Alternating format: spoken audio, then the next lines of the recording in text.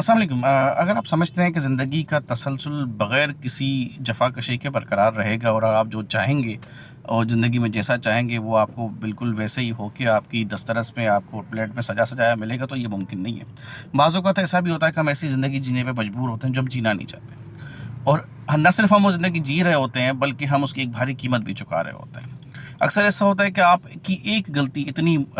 زندگی میں بھاری پڑتی ہے کہ آپ کی تمام زندگی کو ٹیک اوور کرنے کے لیے کافی ہوتی ہے، اور اس ایک غلطی کی بھرپائی کے لیے تمام عمر کی ریاضتیں، تمام عمر کی محنتیں، تمام عمر کی جفا کشیں جو ہوتی ہیں وہ ضائع ہو جاتی ہیں۔ افسوس اس بات کا ہے کہ جہاں پہ آپ ایک غلطی کا خود احساس کر لیتے ہیں کہ ہاں یہ غلطی مجھ سے ہوئی، یہ غلط فیصلہ میں نے لیا، اور آپ اس کی بھرپائی بھی کر رہے ہوتے ہیں، اس کو اون بھی کر رہے ہوتے ہیں، لیکن سامنے والوں کو کبھی بھی اس بات کا احساس نہیں ہوتا